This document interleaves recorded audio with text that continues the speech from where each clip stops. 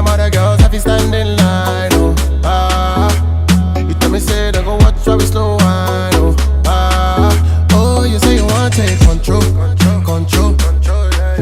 Yeah, you say you want to take control. The way she dey do me, you beg back control. See the way you dey roll it, you beg back control. See my baby want to take control. Paris. Ouais. Ça va? Ça va et toi? Je suis content de te voir. Bah moi aussi, je suis content de te voir. Depuis tant qu'on se croise, à chaque fois, depuis tant qu'on va faire l'interview. C'est vrai. À chaque fois, à chaque fois, on repousse et tout. Tu es un mec très occupé. Ouais. Donc là, enfin, je suis content. En plus, on est dans une belle salle. C'est beau, hein? Ouais, je suis très content. Que tu as rempli deux soirs de suite, le 19 et le 20 décembre. Ouais. Donc, mortel. Moi, je t'ai vu à l'Olympia. J'ai tapé des barres. Ah bah j'espère. J'ai beaucoup rigolé. Tu m'as fait les abdos. Même si ça se voit pas trop, mais j'ai beaucoup rigolé. Donc du coup, tu vois, quand j'ai su que je te faisais en interview, quand l'interview était calée, j'ai eu un peu la pression. Je me suis dit, bon, je vais m'habiller simplement. Je vais mettre un petit t-shirt, un petit jean, tu vois. Mes loups-boutins, mes petits coups-boutins. Non, parce que ça c'est basket vite fait, mais voilà, j'ai pas voulu faire le fou avec des armes des polos, avec des rayures ou des trucs. Bon. J'ai mis simple, comme ça je sais que tu vas pas me vanner. Non, déjà je t'ai complimenté sur tes lunettes. Ouais, déjà. Faut le dire, ça. Ouais, c'est vrai. C'est pas la première fois en plus. Tu avais dit déjà la dernière fois. Tu me l'as déjà dit. Non, parce que toi, tu analyses le style. Toi, tu vois les gens, et tu les vois. C'est vrai. Mais t'inquiète pas, on va parler de ton chapeau après. T'inquiète pas. Ça commence. Non, j'ai fait ça parce que justement, c'est ça, parce que dans ton spectacle, tu dis que voilà, quoi, tu scannes les gens et que limite même t'envies les gens qui n'ont pas de style. Ouais. Qui n'ont pas de style. Au moins, c'est simple. Parce que toi. Et je te jure que c'est vrai, c'est pas une vanne. Ouais, mais oui. C'est vrai, c'est pas une vanne. C'est que moi, au jour le jour, c'est compliqué. J'ai l'impression d'être une meuf. À un moment donné, je me dis, c'est bon, Farid, mais le premier truc, on y va. C'est pour ça, on parlait de retard tout à l'heure. C'est pour ça que je suis tout le temps en retard. Je mets des vraies 1 heure à m'habiller. Et aujourd'hui, t'es venu en retard parce que t'as mis beaucoup de temps à t'habiller ou parce que tu t'es réveillé en retard? Non, aujourd'hui, c'est parce que je suis tout le temps en retard. J'ai aucune excuse. Non, c'est que j'ai mis du temps à démarrer, tu vois. Pour moi, il faut savoir, genre 15h, c'est 9h du matin pour moi. Ah ouais. Donc toi, le matin, chez toi, ça n'existe pas. Ça veut dire que... Pour moi, le matin, c'est une légende. Pour moi, les gens me font croire que ça existe. Moi, quand je vois 7h du matin, c'est que je vais me coucher. Ah ouais? Ouais, c'est ça ma vie. Tu vis vraiment la nuit, quoi. Ouais. Vraiment. Et pourquoi? Parce que t'as rien à faire le matin? Enfin, t'as pas des rendez-vous, des trucs, je sais pas, des trucs à faire? Grâce à Dieu, non. Pour ça, t'es encore un peu jeune, quoi. Ouais. 25? 25, ouais. Non, au jour le jour, mais moi je travaille plutôt le soir. Les séances d'écriture, les moments où on joue, les rendez-vous c'est fin d'après-midi, tu vois. Ouais. Après, j'ai une attachée de presse formidable qui me connaît un petit peu et qui me met pas de rendez-vous tôt le matin. Bon, moi j'ai envie de te présenter un peu aux gens, même si tout le monde te connaît un peu. Donc t'es l'humoriste recordman de l'année. Donc j'ai noté un peu, bah oui, t'as rempli le point virgule pendant 2 ans. Ouais. Donc t'es le premier artiste en 40 ans à avoir fait dans cette salle-là, précisément. T'as été le plus jeune artiste à te produire au Théâtre du Châtelet. Ouais. T'as rempli 4 fois la salle du Trianon, t'as fait l'Olympia, et GQ, t'as élu humoriste de l'année. Ouais. Donc tout ça à 24 ans, bon t'as eu 25 il y a pas longtemps. Ouais, 25 en juillet, ouais. Voilà, donc je sais pas, tu peux raconte-moi un peu quel effet ça te fait et dis-moi... Mais tu sais, Eddie Murphy, quand il avait 22 ans, il remplissait des salles de 6000 personnes.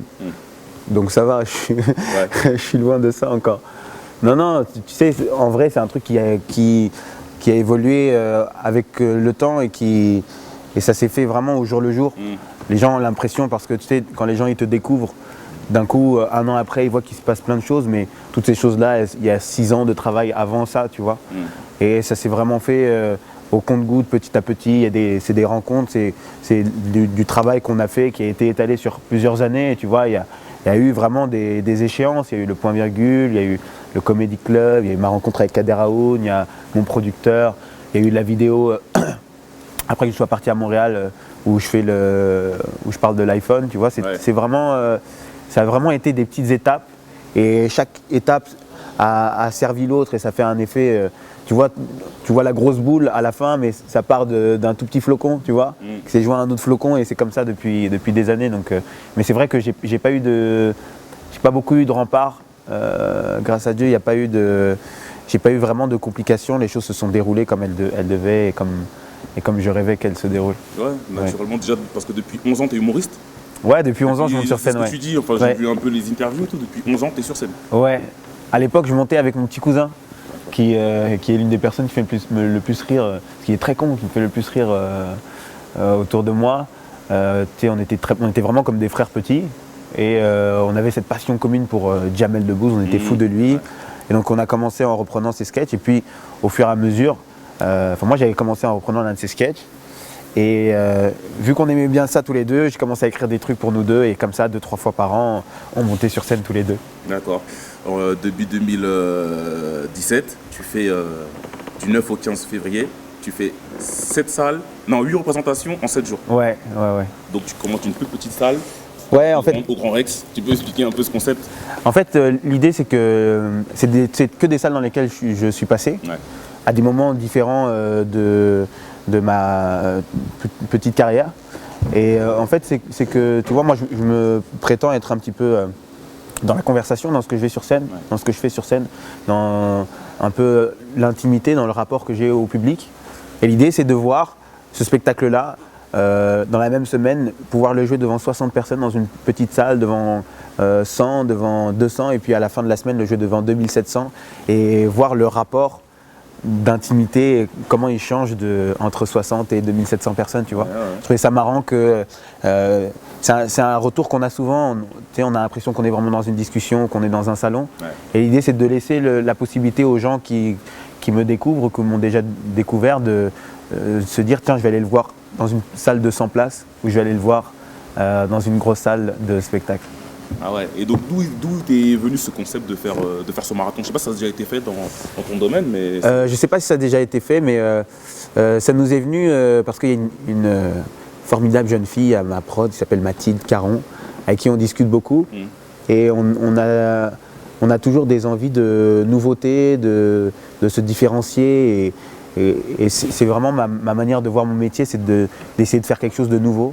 Et on s'est dit, tiens, comme je te le disais, mon rêve c'était de faire le théâtre du Châtelet, le Casino de Paris, je voulais jouer aussi au Point Virgule, je voulais faire le Comedy Club, et c'est des trucs que j'ai fait. Et on s'est dit, tiens, qu'est-ce qu'on peut faire de nouveau, qu'est-ce qu'on peut faire qui va nous faire vibrer un petit peu. Et on s'est dit, tiens, si pendant une semaine on se faisait un marathon. Ouais. Et toi, par exemple, faire un stade, comme Bigard a pu le faire au Stade de France, ça te dirait un stade, ou c'est trop grand? Un stade, c'est sûr que non.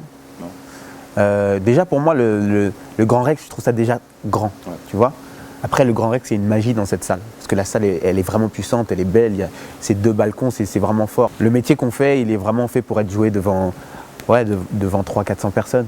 Tu vois, c'est un truc de Comedy Club. Louis C.K. qui est un peu le père du stand-up dans le monde, parce que c'est vraiment une référence pour nous dans le stand-up aux États-Unis. Il a joué son spectacle au Madison Square Garden, ça a été le premier à faire 3 fois le Madison Square Garden à la suite, et il a fait complet sur les 3. Et son dernier spectacle, il l'a capté dans un petit comédie club de 110 personnes. Et en fait, il dit, en vrai, notre métier, il est fait pour ça. Il se rend compte que c'était un kiff de faire Bercy, mais quand il se retrouve dans un comédie club, il se dit, putain, mais en fait, c'est ça notre métier. Tu ressens plus. Tu vois ce que je veux dire? C'est que les gens, ils sont là, que tu es avec eux, la conversation, elle est vraiment là. Après, je t'avoue que, oui, pouvoir faire une très grande salle, il y a forcément un kiff. Après, moi, j'ai peur du côté un peu égoïste, du mec qui est tout au fond et qui a payé, je sais pas, 35 € sa place, et qui voit un point sur la scène, tu vois. Mais moi, je sais que en tant que spectateur, parce que moi, je suis un grand amateur de spectacle, je sais qu'en tant que spectateur, être dans une salle où il y a 10 000 personnes et rire avec eux et sentir cette ambiance et crier avec eux, moi, c'est un truc que je trouve merveilleux. Ça me prend vraiment, tu vois. Je trouve que c'est une émotion, même si le mec est loin. Je pense que tu viens pas seulement pour le mec, tu viens aussi pour être avec 10 000 personnes. Parce que c'est pas un truc qui t'arrive tous les jours de rire à l'unisson avec 10 autres 1000 personnes. Ouais, c'est clair. Toi, t'as des vidéos qui ont beaucoup cartonné sur le net. Qui ont bien marché. T'as des classiques en spectacle. Il y a des classiques, non. Je sais pas s'il y en a d'autres, mais en tout cas, il y avait l'alcool. Ouais, enfin, t'en as tellement. Et du coup, quand tu fais tes spectacles, donc les gens ils anticipent tes punchlines, c'est comme des concerts. Ça veut dire que les gens ils répètent. Ça veut dire que les gens ils répètent le spectacle limite en même temps. Vu que tu mets des blancs, donc ça veut dire que le public. Ils ont le temps de faire la réponse à ta place. Et du coup, ce que j'ai trouvé fort, c'est que pour le spectacle, le sketch de l'iPhone, tu as fait une autre fin, enfin une autre suite. Ouais, parce qu'il y a certains sketchs comme ça, on sait que ça se peut qu'ils connaissent la suite. Et moi, je t'avoue qu'en général, les sketchs que je mets sur Internet qui ont fonctionné et qui fonctionnent, je les rejoue pas parce que je sais que les gens aiment dire ah ouais, c'est ce sketch-là, mais en fait, ça marche avec la musique parce que tu vas chanter avec le chanteur. Ouais, voilà. Mais comme tu l'as vu dans le One Man Show, si le mec il dit la vanne avant moi, bah moi je perds les rires derrière, Bah ouais. tu vois. Et si tu connais, il y a des trucs qui sont drôles quand tu joues un personnage, mais quand c'est de la vanne et si tu connais la suite, bah ça fonctionne plus, tu vois. Donc moi quand je mets 2-3 minutes sur Internet, en général je le joue plus dans le spectacle. Ah ouais. Donc Ouais. l'iPhone c'est un classique. Tu fais comment, tu le joues ou tu joues plus? Parce que moi, L'iPhone je le joue à moitié. à moitié. Ouais, je le joue à moitié. Tu le finis pas. Ouais. Bon, les gens ils auront l'occasion de le voir. Le smartphone, c'est devenu le prolongement de notre main. On l'a tout le temps dans les mains, on veut prendre des photos tout le temps, on veut les mettre sur les réseaux sociaux, on veut que les gens like, hein, on veut des j'aime, c'est le truc, on veut des j'aime, aime, allez, aime-moi, aime ma vie, aime. Super bizarre, ça c'est une photo, c'est une putain de photo. On a la mémoire courte, tu te rappelles des vraies photos? Photo papier, imagine ça avec une vraie photo. T'as vu ça, c'est moi en vacances. T'aimes? Mais c'est quoi le plus relou du coup pendant un spectacle? C'est quoi la chose la plus chiante? Les téléphones. Quoi, les gens qui font des snaps? Ah, les snaps pour moi c'est vraiment le pire de. Ah ouais. C'est le pire des années 2000. Ah, je te jure. Ça m'angoisse ce truc. Je comprends même pas À le. cause du mec ou du téléphone. C'est vraiment moi c'est vraiment déjà évidemment le téléphone, la lumière pour les gens et tout. Moi c'est le concept. Tu vois, je comprends pas cette idée de je suis là, je suis à un endroit et en fait ma première idée c'est de le capter dans ce truc-là. Tu sais, capte-le dans ta tête d'abord. Ouais. Tu sais, à la fin, fais un truc si tu veux, mais tu vas penser, tu sais, Snap, c'est vraiment le truc de regarder ma vie, tu vois. Regardez moi ce que je fais pendant que vous faites un truc moins bien. Tu vois ce que je veux dire? Ouais, c'est un truc Mais marquer les gens. c'est que ça. C'est que ça, c'est quand tu es en soirée, c'est quand tu es en vacances. Ah, j'espère que ça va bien à Paris, regarde, je suis dans l'eau bleue. Ah, tu vois, et toi, en attendant, tu n'es pas en train de profiter de ça pour toi, tu profites de ça pour les gens. Tu vois, et c'est ce concept qui me dérange de voyeurisme, quoi, enfin, de se montrer. C'est un truc que tu as envie de montrer plutôt que kiffe, tu sais, on est là, tu as payé ta place, on est ensemble. Mais pas un écran entre toi et moi, sinon reste chez toi sur YouTube, tu vois. Ah mais je veux dire, maintenant c'est l'heure du temps, tout le monde a envie de faire profiter, souvent pour narguer ou souvent pour dire voilà, Ouais, mais je pense pense pas que ce soit ça. L'homme, c'est pas vrai que l'homme il est généreux comme ça. Ah, j'ai envie que d'autres personnes voient aussi. Non, c'est pas vrai. Tu veux dire moi j'y suis et pas toi. C'est ça que tu veux dire, bien sûr. C'est regardez moi comment je suis en train de kiffer. Donc C'est toi, ça du coup, que les tu fais gens. comment? Parce que tu as un compte Instagram, donc c'est quoi? Tu essayes de rester soft, tu essayes de faire en sorte. Sur Instagram. Ouais, sur Instagram par exemple, parce que même Instagram c'est voilà, faut montrer ce qu'on fait, où on est, les lieux où on est. Moi Instagram j'y trouve un truc différent parce que j'y vois un truc, pas pour tout le monde, hein, mais j'y vois un truc un petit peu artistique. Il y a une mise en scène jolie de Instagram, tu vois, on critique pas mal les gens qui prennent en photo leur repas, mais il y a des jolies photos de repas. Ouais. Tu vois ce que je veux dire? Il y a un truc beau là-dedans. Que Snap, c'est vraiment pas ça, c'est vraiment un truc simple de regarder ce que je fais en fait. T'as toujours ton accessoire, même là en interview, le Ouais. chewing-gum, c'est quoi, c'est un style ou t'as toujours, c'est toi, t'aimes bien avoir un chewing-gum dans la bouche? Alors il y a deux raisons. La première, c'est que au début c'était une contenance sur scène. Ouais. Tu vois, c'est un moyen de pallier au stress, même si je suis plus ou je suis pas quelqu'un de nature à stresser. Ouais. C'est vraiment un moyen de, ouais, c'est une contenance. Tu vois, et ça te donne un c'est comme si cachet t'avais- particulier. C'est comme si c'est comme les gens qui ont stylo, une clope, un ouais, stylo, ouais, tu vois. ouais. Et l'autre truc, c'est que ça m'évite de boire. C'est un aspect très technique du truc, c'est que je peux rester 1h30 sur scène sans boire parce que j'ai mon chewing-gum. Ah ouais, mais le chewing-gum ça donne envie de boire aussi. Parce que le chewing-gum, tu sais, du coup, c'est la salive, donc t'as jamais la bouche sèche. Ouais, en mais au fait. bout d'un moment, à la fin, ça devient pâteux, non? Ça donne soif. Mais il faut la bonne marque de chewing-gum. Je te jure, j'ai une marque de chewing-gum, ceux-là ils deviennent pas pâteux, c'est là que Il faudrait essayer de gérer un contrat, un partenariat avec cette marque alors. Attends, Et je les monte sur scène. le chewing-gum qui nous donne plus soif, t'imagines? Tu peux me parler de ta première partie? J'ai beaucoup aimé. Lequel? Ah ouais, c'est vrai, parce qu'il y a plusieurs parties. Ouais, Il y a Fadili, il y a Il y a Jason, il y a Soit Lenny, Jason ou il y Olympia. Je me a rappelle plus de son prénom, pardon, je suis désolé. à l'Olympia, Jason, Non, avec la barbe, Non, Lenny c'est- Harvey, Lenny Mbunga. sûrement. Le Ouais. Renoir. Ouais, Lenny, c'est Lenny. Ouais.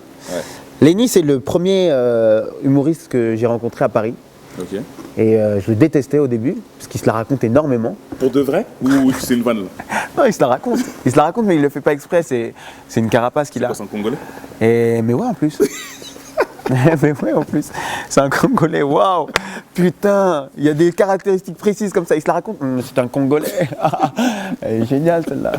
Ouais, au début, il faisait vraiment vieux con, quoi. Et puis après, j'ai eu du succès, donc. Je rigole. Non. Après, on a appris à se connaître. Tu vois, j'ai rencontré Kader Aoun à peu près à la même période que lui. On faisait partie du même collectif. Et puis, on a très vite tissé des liens. Et puis, moi, j'aime beaucoup ce qu'il fait parce que Lenny, moi, je traîne beaucoup dans les comedy clubs, dans les cafés-théâtres. Et Lenny, des humoristes qu'on connaît, des humoristes qu'on fréquente souvent, c'est vraiment l'un des plus efficaces qu'on peut croiser sur Paris.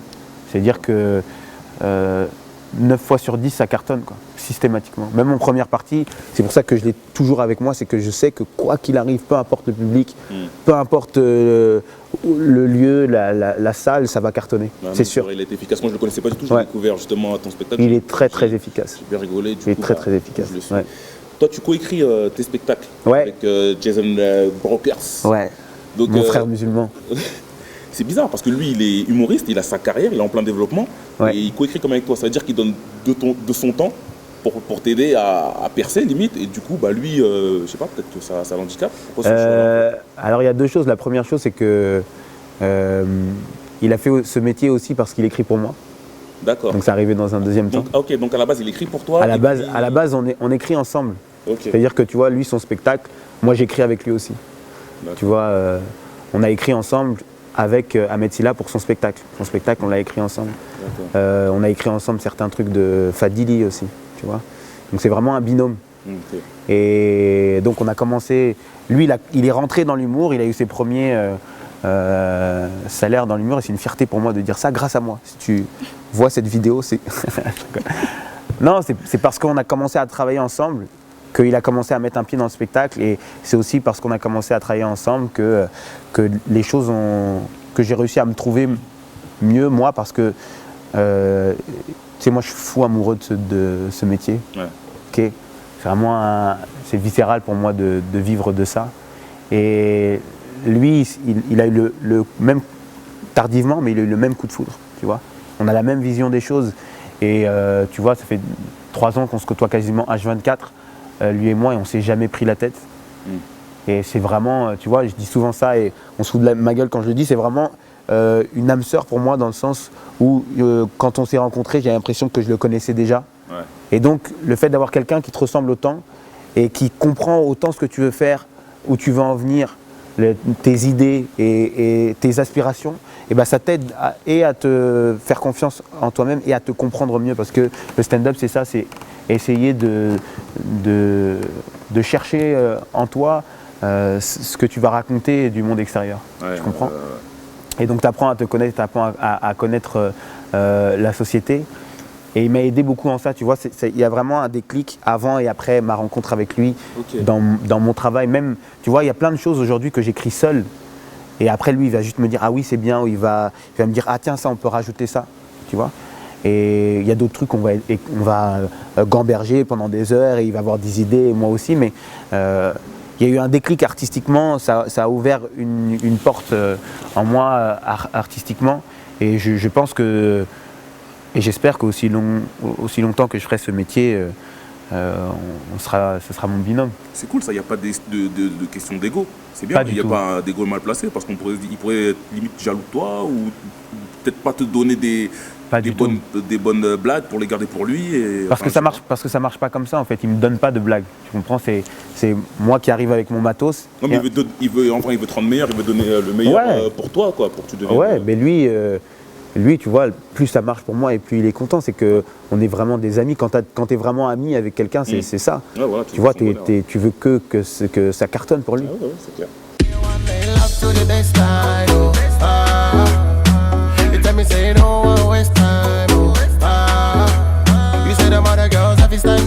Mais pour nous, Vive l'Algérie, c'est un truc très...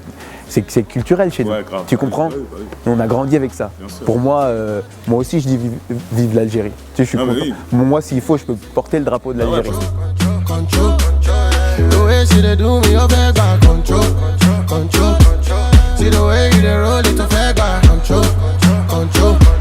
baby want to take control now. Chale, she know she the baddest. 10 over 10, she know it. I know how she dey manage. The African thing, she dey roll it. Fine face like Genevieve.